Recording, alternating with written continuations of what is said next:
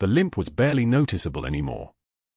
Natalie Hayes walked past the nurse's station at 6:27 a.m. with her badge clipped at chest level, her left leg moving with practiced precision that erased the hitch that had plagued her for 3 years. The fluorescent lights hummed overhead in that particular hospital frequency, a sound like electricity trying to remember how to sing. Antiseptic and floor wax. That was Sacred Heart in Raleigh, sterile, efficient, indifferent. Just how she preferred it. She clocked in without speaking to anyone. The other nurses knew better than to interrupt her morning routine. Coffee first. Vitals log second. Patient assignments third. Her hands moved through the ritual with the muscle memory of someone who had done harder things in darker places, though nothing in her file suggested she'd ever left North Carolina. 3 years of double shifts had built that fiction well. Natalie Hayes, RN. Quiet. Competent. Forgettable. The dog tag beneath her scrubs felt heavier than usual that morning. She touched it once, a reflex she'd broken 1,000 times and never quite mastered, her fingers finding the cold metal through the thin cotton. Sangin Valley seemed like another lifetime. 20 years of distance and one failed attempt at forgetting had turned it into a movie she'd watched happen to someone else. The person who'd earned that call sign didn't exist anymore. That was the agreement she'd made with herself on the day she traded combat boots for compression socks.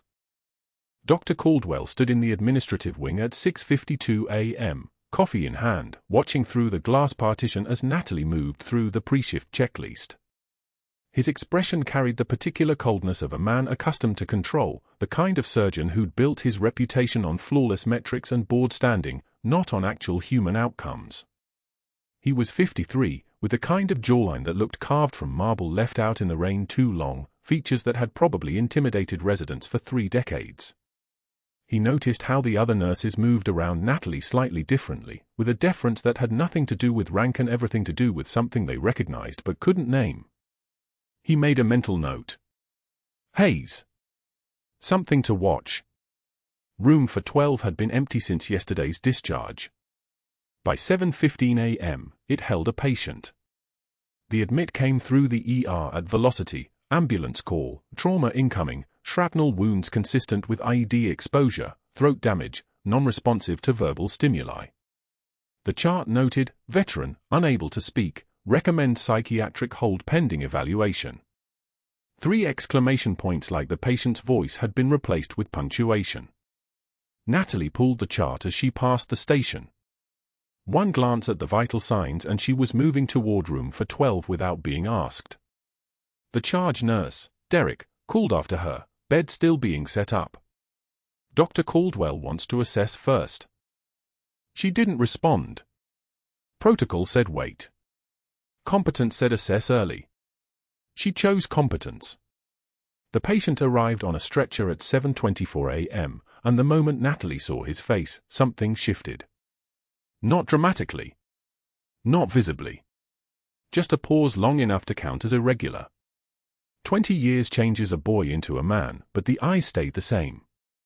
The 1,000-yard stare that meant he'd seen past the horizon and found nothing there except the memory of what came before.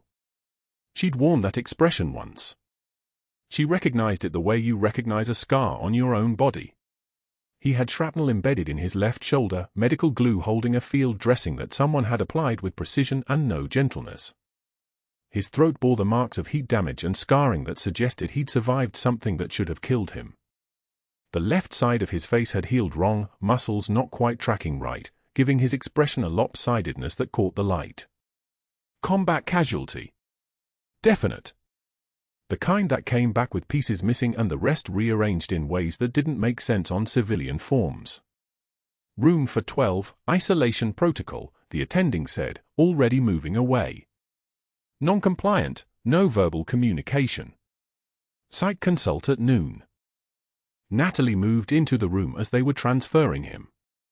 She didn't announce herself or give the standard greeting. She simply was present, and something about her stillness made him look at her directly for the first time since admission. That gaze lasted exactly 2 seconds before he turned away. Long enough. She'd seen what she needed to see, recognition flickering beneath the 1,000-yard stare, a moment of connection that felt like touching live current. By 11:33 a.m., during her break, Natalie pulled a chair into room for 12 and sat beside the bed without speaking. The veteran didn't acknowledge her presence. His eyes stayed fixed on the ceiling tiles as if counting them might matter. The monitor beeped its rhythm, pulse steady, O2 sat holding at 96, blood pressure elevated but stable. She'd replaced his standard 4 with a 20-gauge angiocath, smoother flow, better for medications if he deteriorated. The other nurses hadn't bothered with the upgrade. Non-compliant patients got baseline care. The silence between them held weight. Not awkward. Not empty. Just the sound of the ventilator in the corner, the soft hydraulic hiss of the hospital bed at rest, her own breathing and his breathing and nothing else. They sat that way for 7 minutes. She knew because the minute hand on the wall clock swept with audible clicks, marking time like someone keeping score. "You're safe here," she said finally. Her voice came out different in that room, softer, carrying something underneath the words that standard medical terminology never quite captured. "I know you can't tell me anything. That's okay. You don't have to." He didn't move. Didn't blink. But his hand, the one with the 4, relaxed against the mattress. His fingers stopped flexing.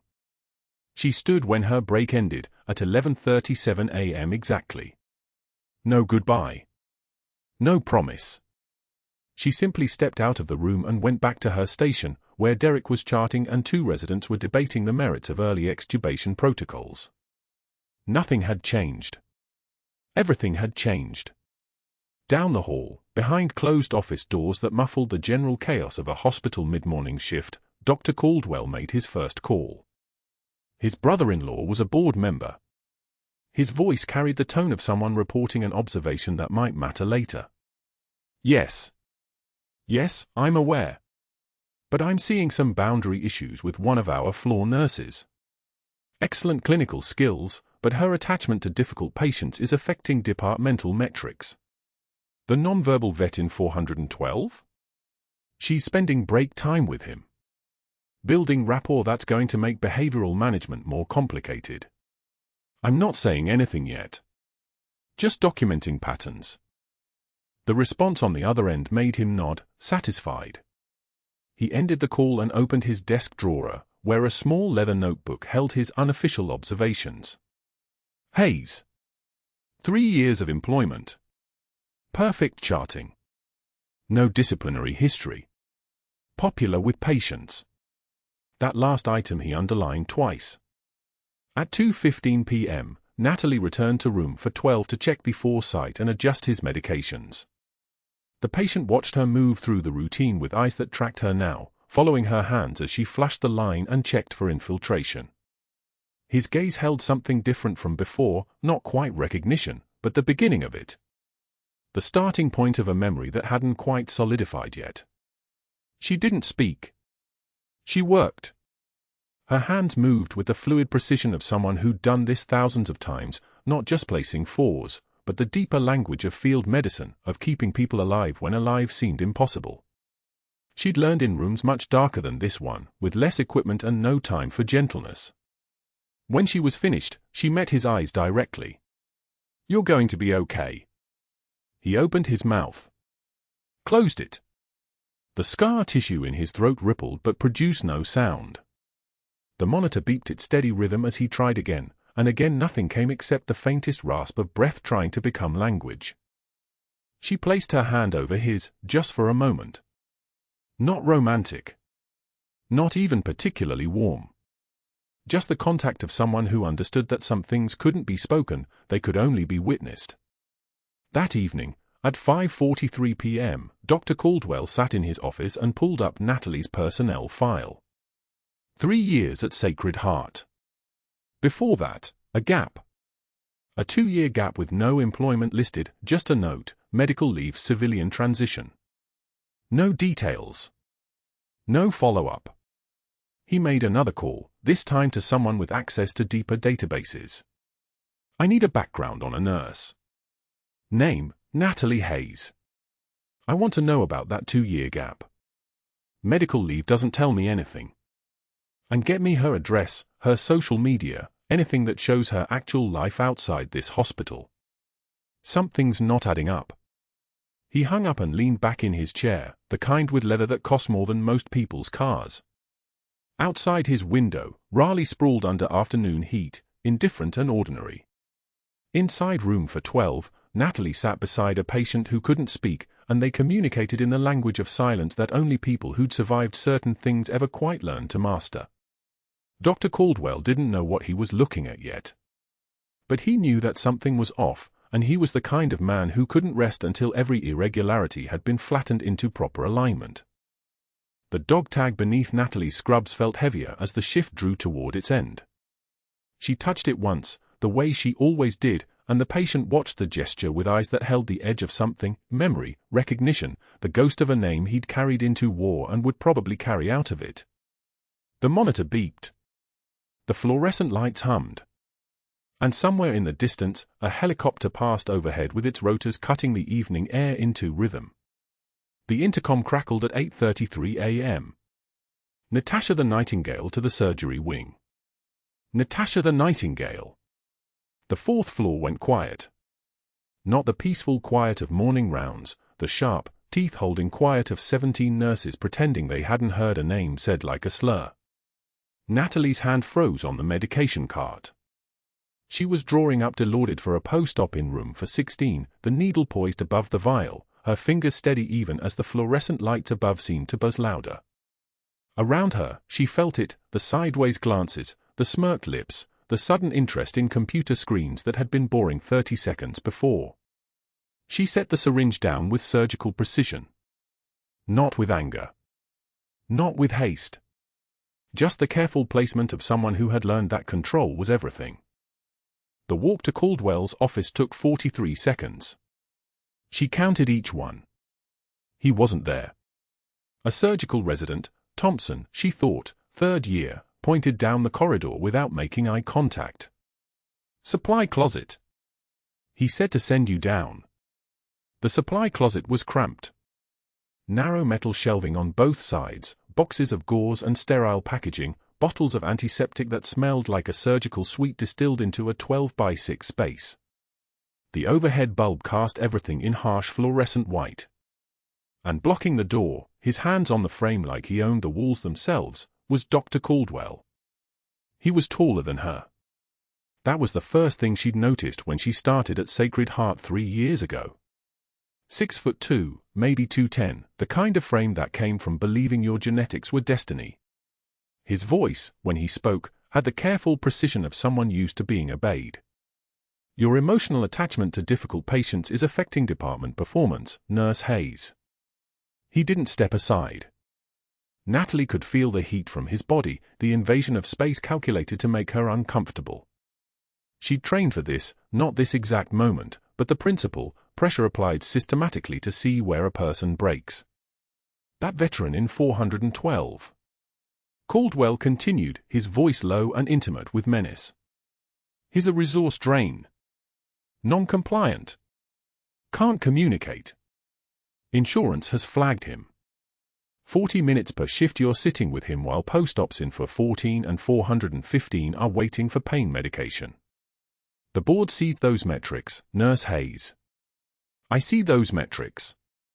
That's a direct impact on department performance ratings, and on my standing with the board. Natalie met his eyes. She didn't blink. Didn't look away. Didn't breathe faster or slower than before. Her hands hung at her sides, palms open, the way someone stood when they weren't afraid. A single tear rolled down her left cheek. Just one. Not from sadness, from the pressure of holding everything in, the weight of 20 years carried like a stone in a rucksack. She wiped it away with her thumb before it could fall to her scrubs. Never broke eye contact.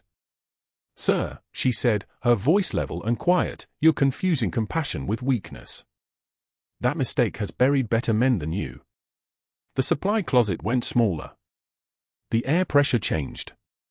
Caldwell's jaw tightened. She saw the muscle work along his angle, the brief flash of something that wasn't quite rage but something closer to the disorientation of not getting what you expected. "We'll see about that," he said, and stepped aside. 2 days later, it was for 4:44 p.m. in the parking lot of Sacred Heart, the late August heat still hanging in the asphalt like an accusation. Natalie was loading a thermos into her car, lukewarm coffee, a protein bar, the emergency provisions of someone who'd learned that shift work required thinking ahead. Around her, the evening shift was arriving and the day shift was leaving, cars pulling in and out, nurses in compression socks moving like exhausted ghosts between the rows. Dr. Caldwell appeared with Morrison from HR. Not unexpected. Natalie had been waiting for this since the page crackled across the 4th floor. "Effective immediately, Nurse Hayes," Caldwell said, holding out a clipboard like it was a weapon. "You're being removed from charge nurse duties. Performance issues. You'll return to floor rotation at standard pay grade." The paperwork was already filled out. Just needed her signature. She took the clipboard, read the box where they'd typed her name and the phrase "failure to maintain appropriate professional boundaries with high-risk patients," and signed her name in the neat cursive she'd learned before any of this, before Sangin, before the IED, before she'd rebuilt herself from medical school onward. She handed the clipboard back. "Thank you, doctor," she said, because the alternative was to speak what she actually felt, and she had learned a long time ago that silence was a discipline. Around them, colleagues pretended not to watch. Pretended they weren't seeing someone lose a title in a parking lot while the sun descended behind the medical towers like it was just another Tuesday. Natalie could feel their eyes anyway, the quick glances, the sudden focus on phone screens, the careful distance people put between themselves and a sinking stone. Morrison cleared his throat. "You'll start the new rotation Friday. 3rd shift, all new assignments." Natalie nodded and got into her car without another word. That night, she checked her schedule on the hospital system from her apartment. Friday through Monday 10 p.m. to 6 a.m. 48 beds on the 4th floor, 2 on the 5th where she'd be covering for the night float. No charge nurse, no backup for the first 4 hours until someone arrived at 2 in the morning. The kind of schedule that broke people. The kind of schedule where one person with no support tried to manage medication counts, post-op assessments, pain management for patients waking up in the dark thinking they were dying. She touched the dog tag beneath her scrubs. The one she'd worn since Sangin. The one she'd never taken off except to shower. Then she checked the system again and found her access restricted. ICU credentials revoked. ICU doors would now deny her badge. The week that followed was orchestrated. Not random. Not chaotic. Strategic. Monday night, the crash cart on 4th floor was empty. The supplies had been requisitioned by orthopedics. She found the paperwork, dated and authorized. Tuesday, the pharmacy delayed her standing orders on Ativan and fentanyl by 2 hours, citing a new approval protocol that had apparently been implemented only for her patient assignments. She called down 3 times. System issue, should clear by evening, the tech said, and it did, just after the patients who needed the medication had already waited past the point of grace. Wednesday brought the coup. Caldwell had scheduled her patient, the mute veteran in 412, for 3 imaging appointments. MRI at 1 p.m. at the facility 3 blocks south. CT at 3 p.m. at the facility on the opposite end of the medical complex. Ultrasound at 5 p.m. back at Sacred Heart. All during the day shift, all requiring her to coordinate transport because they were flagged as potentially non-compliant. She did it anyway. Got a wheelchair, got him down to radiology, waited while he was scanned, brought him back, took him across town in an Uber because the hospital transport was booked, her limp more pronounced by the time she got to the ultrasound clinic because her leg was tired and the pain was information and information was useful. The veteran watched her the entire time. His eyes tracked her movements like he was learning her. Like he recognized something in the way she moved despite the limp, the way she checked his for access before they left the ward, the way her hands moved when she transferred him from gurney to wheelchair, professional and efficient and carrying the weight of someone who'd been taught that every touch had to count. Thursday night, she found the write-up in her mailbox. Formal letter on hospital letterhead. Failure to complete charting within shift parameters. Failure to respond to call lights within acceptable timeframes. Patient complaints regarding delayed care. The complaints were from rooms she'd never entered. Floors she hadn't worked since her demotion. Friday morning, HR office, Morrison behind her desk eating a yogurt, not looking up from her computer screen. This documentation, Natalie said, holding the letter, involves patients I didn't treat. Morrison glanced at the letterhead and turned back to her keyboard. Dr. Caldwell has made 3 presentations to the board about safety protocols. Your name came up during discussions. There's documentation. We have to follow process. Process. The word hung in the air like a grenade with the pin half pulled. That evening, Natalie sat in her car in the parking lot for exactly 20 minutes. She tracked the time because tracking time was what she did. 20 minutes of her hands gripping the steering wheel, her breath fogging the windshield, her chest doing something that wasn't quite panic because she'd learned not to panic. Panic was for people who still believed in normal. She touched the dog tag through her scrubs. The one she'd kept from Sangin. The one she'd worn through 18 months of physical therapy, rebuilding herself into something that could walk without screaming, could move without remembering. The one she'd never explained to anyone at Sacred Heart, never let them see, never acknowledged during the 3 years of civilian work and hospital shifts and pretending she was just another nurse with back pain and a limp. The tag was warm from her body temperature. She got out of the car and returned to the hospital. Room for 12 was dark except for the pulse ox monitor casting its green reflection across the bed. The mute veteran was awake. He didn't sleep much, she'd noticed, the way broken people didn't, the way soldiers didn't. His eyes opened when she came through the door. She pulled a chair close to his bed like she had every break shift for the past month. Like that was her job now. Like that was all she was allowed to be. His hand moved before she could sit down.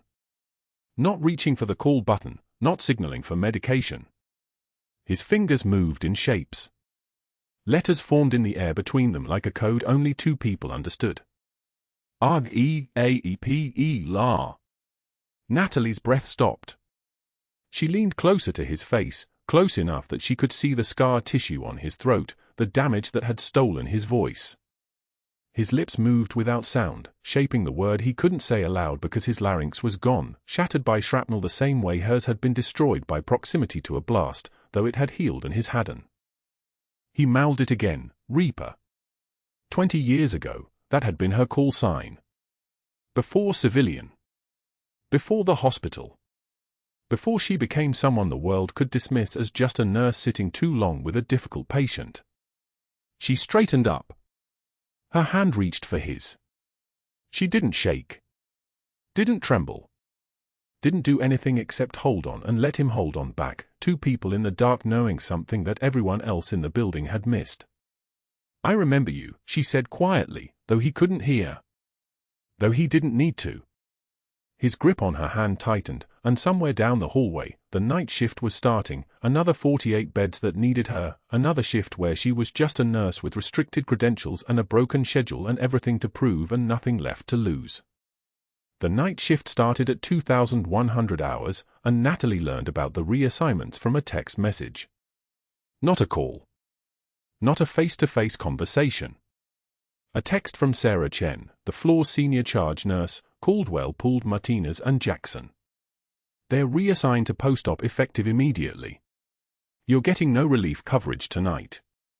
She stood in the locker room, reading the message twice, feeling the careful precision of the move. Martinez had been her right hand during crisis moments, a 20-year veteran who anticipated orders before they were given. Jackson handled the afternoon-to-night transition with the kind of methodical focus that kept patients from falling through cracks. Without them, the ICU would run lean. Without them, she would run lean.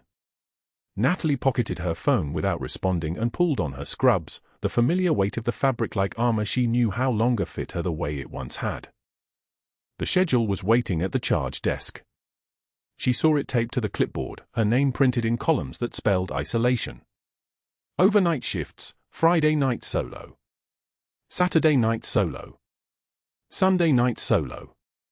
No day shifts for 2 weeks. No overlap with experienced staff. No administrative support during the hours when the hospital skeleton crewed down to essential personnel only. The fluorescent lights buzzed their steady hum overhead, and Natalie traced her finger down the grid, understanding the architecture of what Caldwell was building.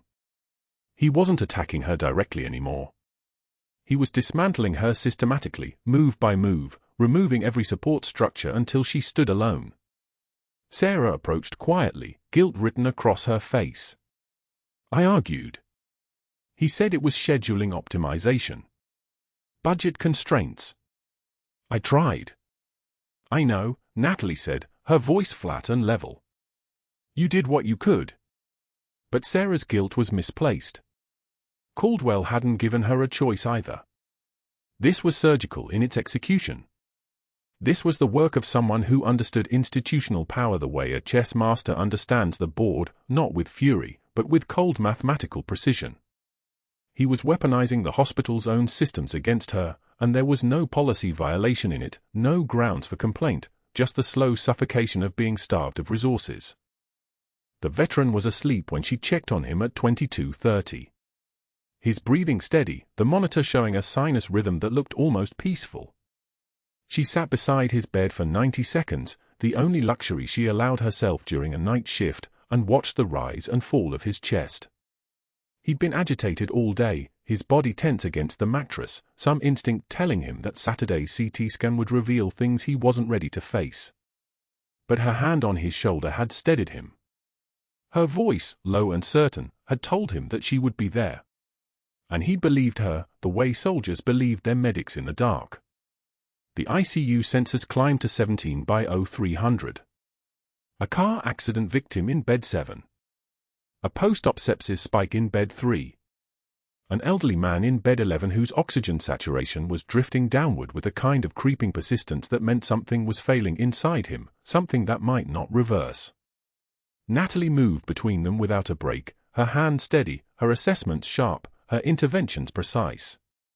This was the work she was built for, not the politics, not the institutional warfare that Caldwell was waging, but this, the simple mathematics of keeping people alive when systems failed.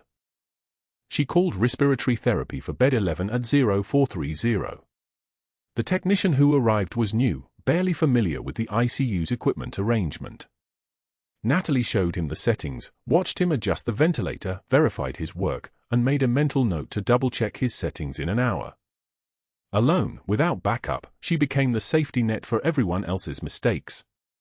Her exhaustion was a physical thing by 0500, a weight pressing down through her shoulders, but her mind remained sharp. Pain is data. Fatigue is information. You keep moving until the mission is complete. At 0545, the email arrived. Natalie saw it on her phone as she finished charting on bed 7, ICU access revoked pending credential review. Effective immediately, charge nurses only in restricted care areas. NH contact admin for reassignment details. She read it 3 times. It was technically accurate, she wasn't formally a charge nurse anymore, Caldwell had demoted her to staff nurse in the parking lot yesterday. Which meant she could no longer access the secure medication dispensary for the ICU. Could no longer order certain classes of medications. Could no longer make decisions about patient care triage. Could no longer do the job she'd been doing for 3 years without incident, without complication, without a single patient safety violation until Caldwell decided that saving someone's life was a violation. The room seemed very small then. The monitors beeped their steady rhythm. The ventilators wheezed like mechanical lungs, and Natalie felt the architecture of her isolation complete itself. She was trapped in the ICU, couldn't leave because 17 patients needed care, and locked out of the tools required to give it. It was a cage built entirely of hospital policy. She called the administrator on call. A woman named Dr. Patricia Voss, who answered on the 4th ring with the tone of someone pulled from sleep. Natalie kept her voice level, professional, the voice of a staff nurse asking for clarification. Dr. Voss, I received a credential restriction email. I'm currently assigned ICU night shift. I need to understand the scope of the restriction and how I'm expected to provide patient care without access to the medication dispensary. There was a pause. Long enough for Natalie to hear the administrative gears turning. Long enough for her to understand that Voss had been briefed, that this wasn't a surprise, that someone had gotten to her before the night shift started. Nurse Hayes, Dr. Caldwell submitted documentation about some concerning practices. We're doing a review. For now, work with your charge nurse on access. It should be resolved within 48 hours. 48 hours. The Saturday CT scan was at 0600. 48 hours meant it could be after that. It could be timed precisely to coincide with the moment when Natalie was most vulnerable, most exposed, most likely to make a decision that looked reckless because she wouldn't have backup, wouldn't have resources, wouldn't have anything except her own hands and her own judgment and her own willingness to cross a line that Caldwell was drawing darker and darker with each passing hour. Understood, Natalie said. Thank you. She ended the call. Charted the conversation in her personal notes, dates, times, exact quotes. The military habit of documentation, of creating a record that couldn't be disputed or rewritten.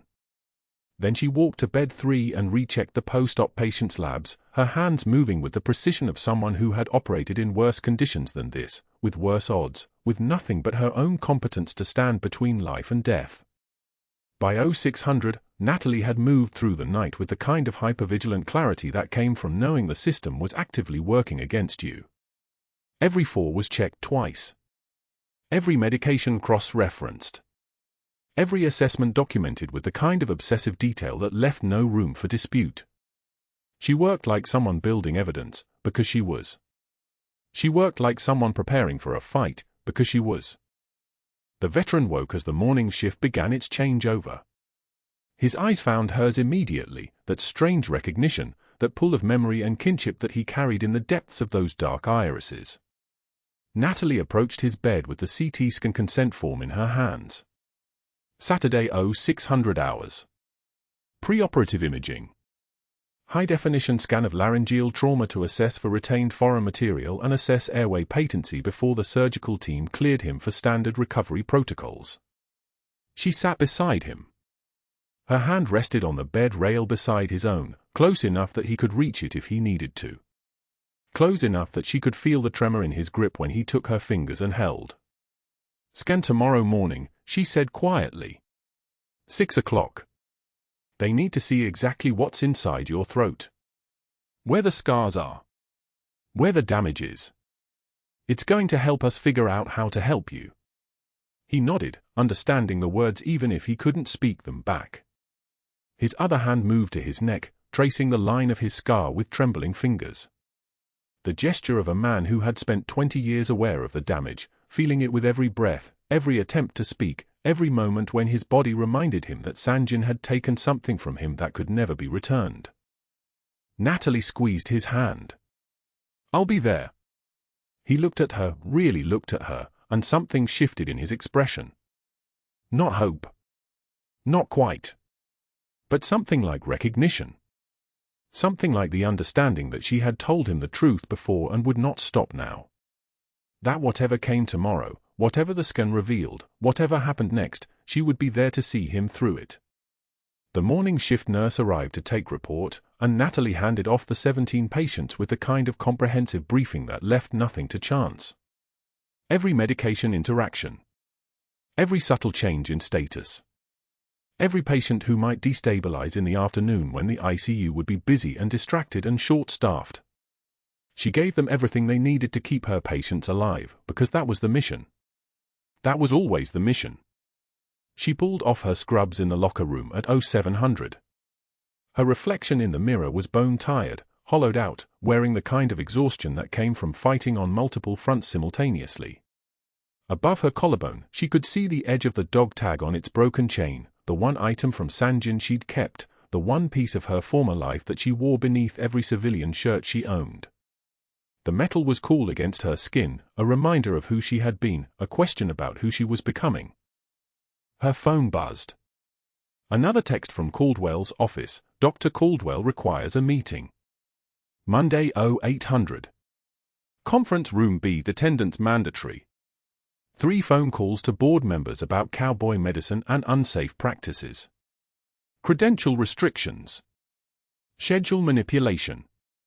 Staff reassignments that removed her support structure. And now a mandatory meeting scheduled like an execution, timed to happen right after the CT scan results would be documented, right after whatever happened Saturday morning would be photographed and filed and submitted to the board members who had already heard Caldwell's version of the truth. Natalie sat down on the locker room bench. She didn't shake. She didn't break. She just sat in the fluorescent light and understood, with absolute clarity, that Caldwell wasn't finished yet. That what happened in the CT scanner tomorrow morning would determine whether she had any career left at all.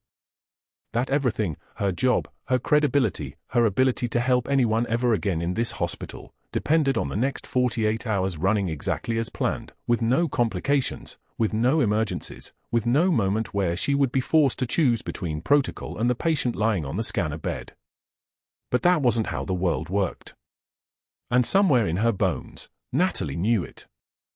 Saturday morning arrived at 0600, the kind of darkness that exists before the world remembers how to wake.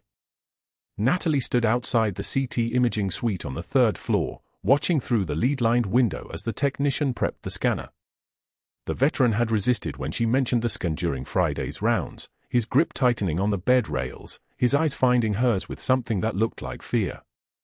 She'd sat with him for 20 minutes without speaking, just her hand on his shoulder, her presence saying what words couldn't. I've been where you are. I know. The scanner hummed its electronic anticipation.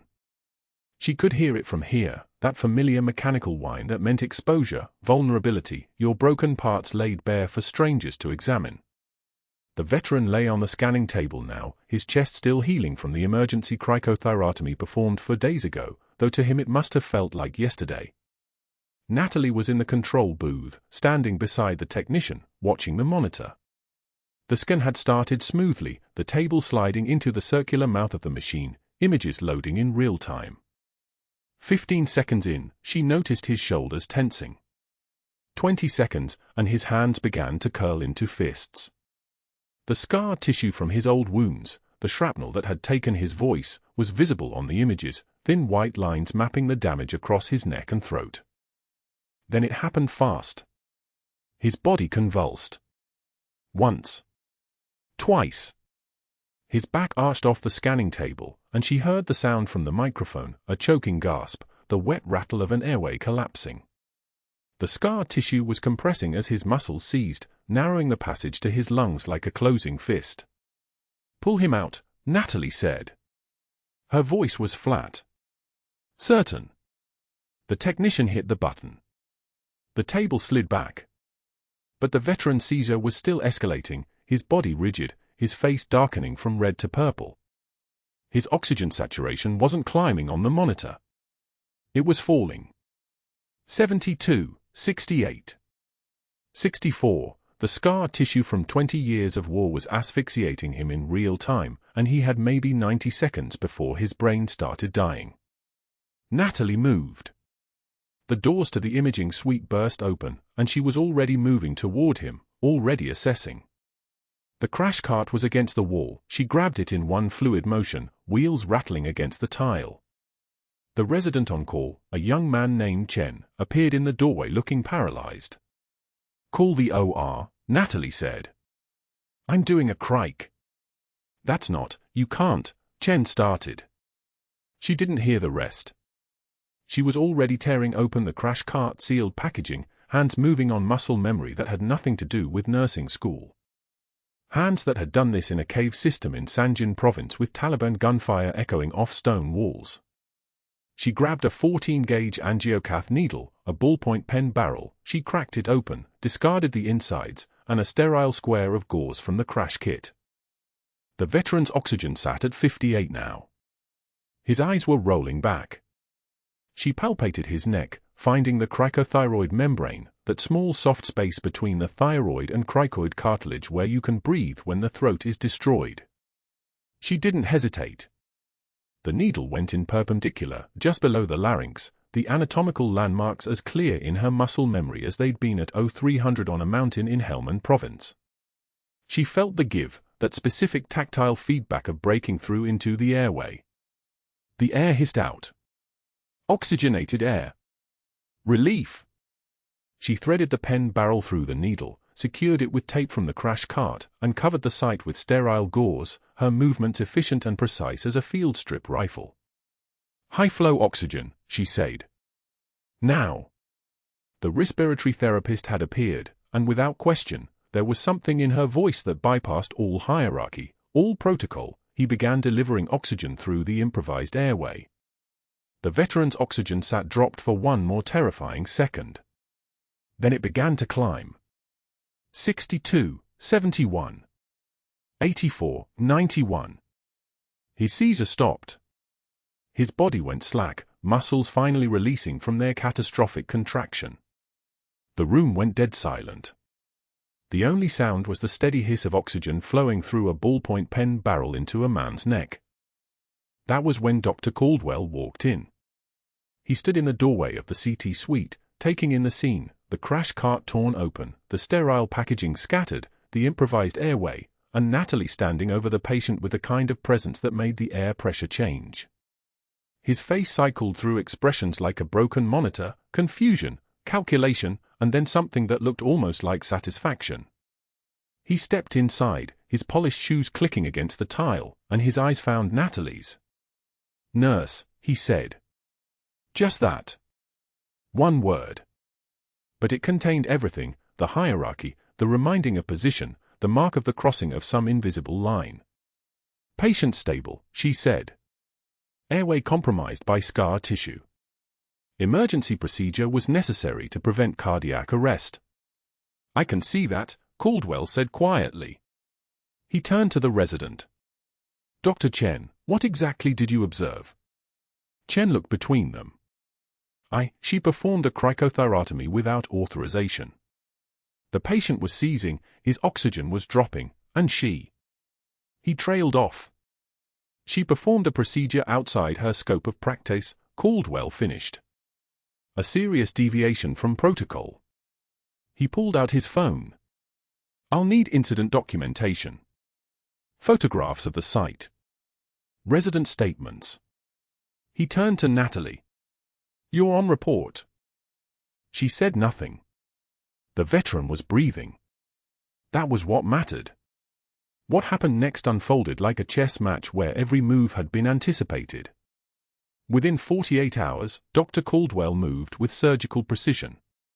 He filed an incident report with the North Carolina Board of Nursing, citing the cricothyrotomy as reckless endangerment and gross deviation from scope of practice.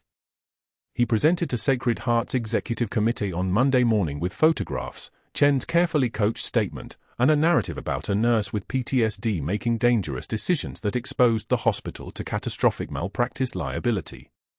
He made 7 phone calls that day. 7. Each conversation emphasized the same themes. The veteran was a high-risk non-compliant patient who should have been transferred to the VA weeks ago. The procedure, though it had saved the man's life, represented a fundamental violation of hospital policy, and any nurse willing to bypass safety protocols once would do it again. By Tuesday afternoon, the decision was fait accompli. Morrison from Human Resources had the termination letter printed before Natalie arrived at his office. "Your employment with Sacred Heart Hospital is terminated effective immediately," Morrison read, his tone suggesting he'd said this speech 100 times. "Performing procedures outside your scope of practice. Failure to follow established protocols. Documented performance issues. Security will escort you out." Natalie didn't argue.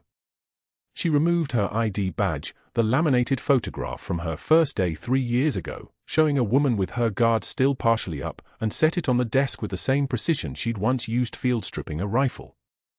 "I'd like to return my scrubs properly," she said. Morrison blinked. "You can just leave them in your locker." "I'd like to return them to the laundry. Properly."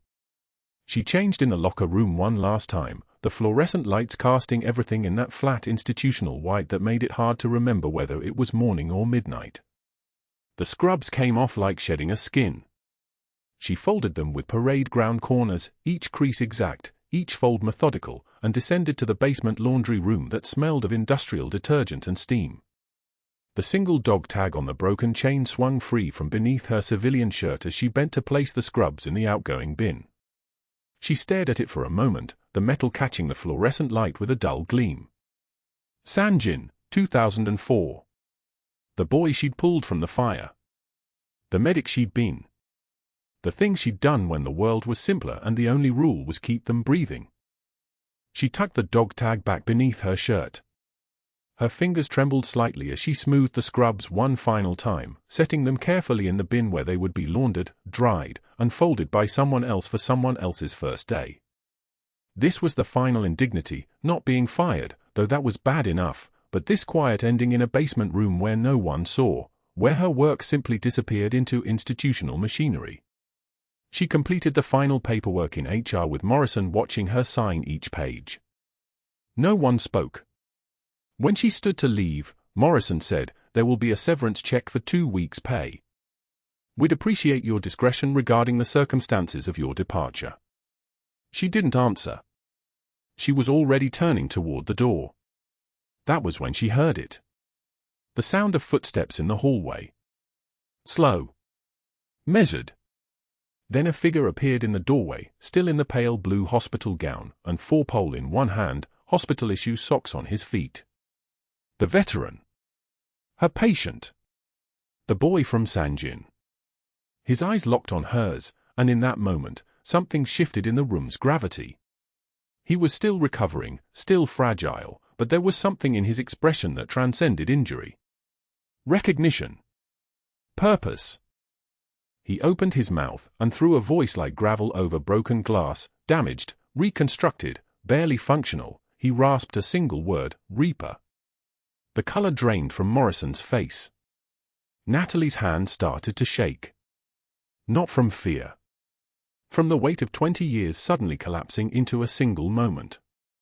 The veteran pushed a file folder toward her with his free hand, the one not gripping the 4-pole. His fingers shook slightly as he held it out. She opened it. Inside was a photograph printed on military-grade paper, the kind that gets classified and declassified and classified again. A Special Forces combat medic covered in dust and blood, carrying a small boy from a burning vehicle, her face younger but unmistakable.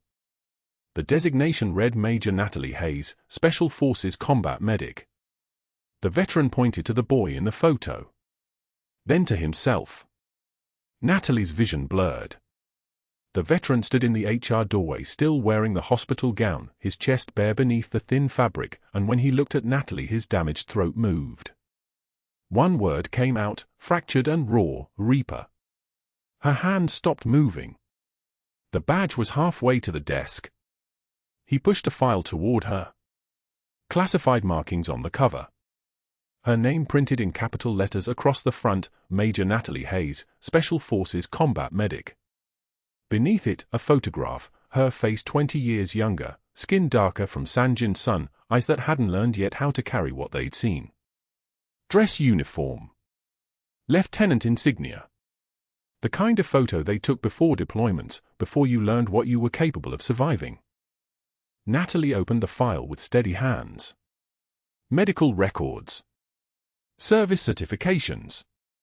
After-action reports from operations she'd spent 2 decades trying to forget. Her name in official documents. Major. Not nurse. Not Natasha. Major. The SEAL team leader stepped through the doorway behind the veteran. Commander Price. She recognized him, older, silver threading his temples, but unmistakable. The kind of presence that made air pressure change when he entered a room. He wore dress blues with the quiet precision of someone who understood that uniforms were just another form of accountability. Gentlemen, Price said, addressing the hospital administrators gathered now in the HR office. His voice was level. Clinical. Major Natalie Hayes earned her Silver Star in 2004 when she provided emergency surgical intervention under sustained fire in Helmand Province.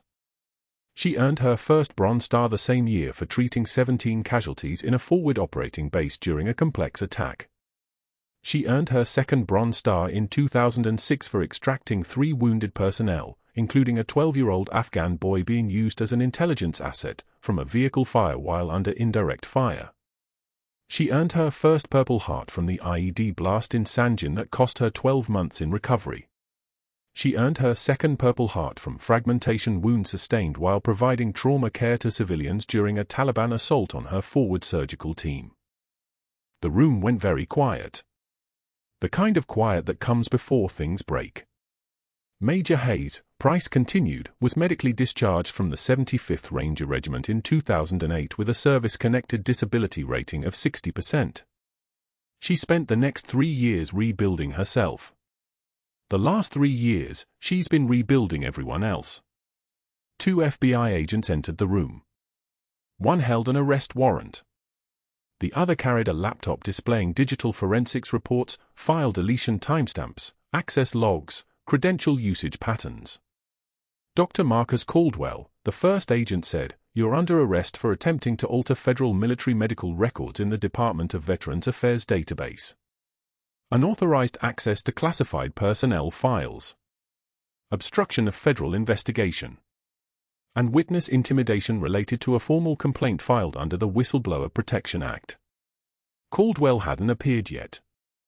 Natalie would learn later that he was already gone, had been gone since early morning, his attorney coaching him on the drive to the federal building, his white coat hanging abandoned in his office, his name being scrubbed from hospital directories with the same efficiency he'd used to scrub her credentials from the system.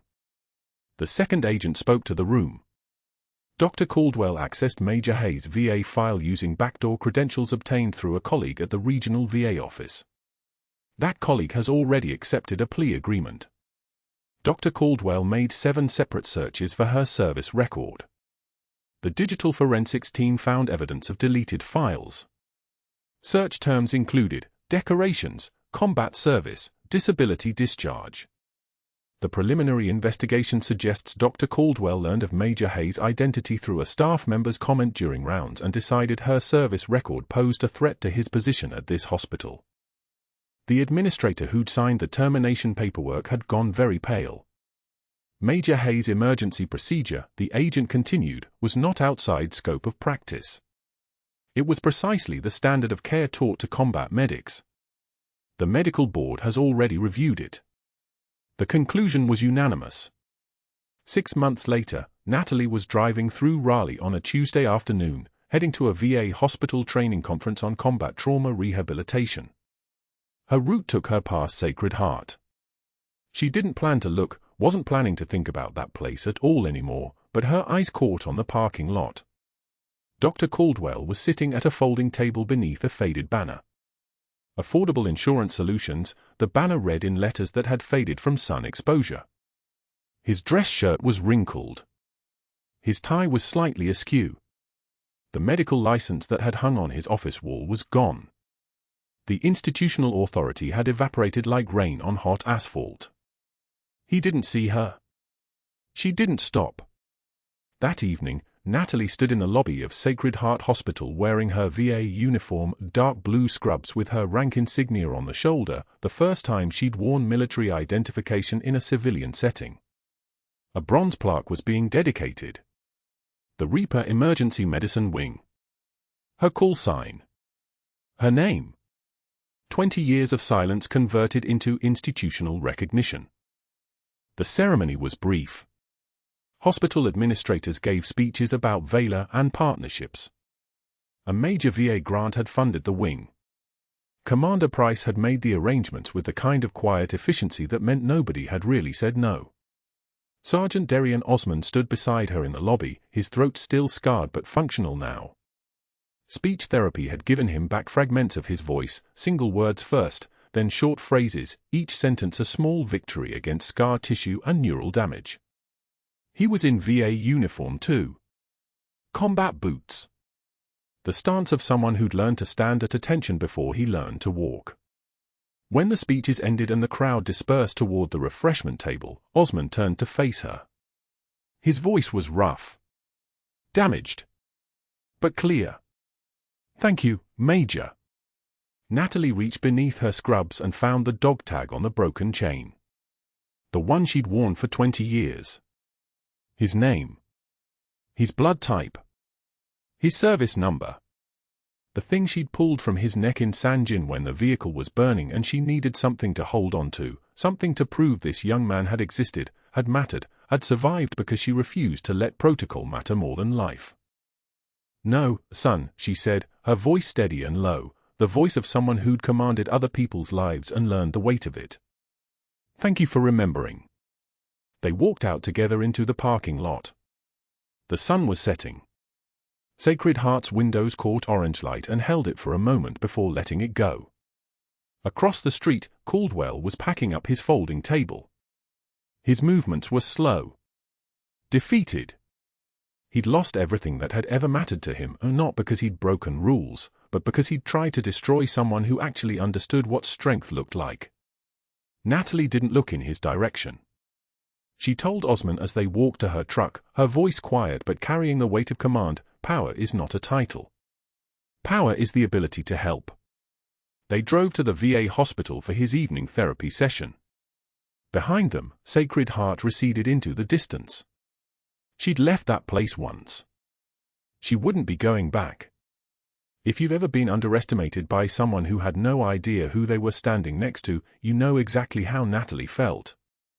That moment when the truth finally arrives and changes everything. If this story resonated with you, if you've seen someone's strength written all over them and watched them refuse to apologize for it, please like this video, subscribe to the channel, and leave a comment. Tell us about a time when someone misjudged you. Tell us what happened when the truth came out. Because these stories matter. The quiet ones always do.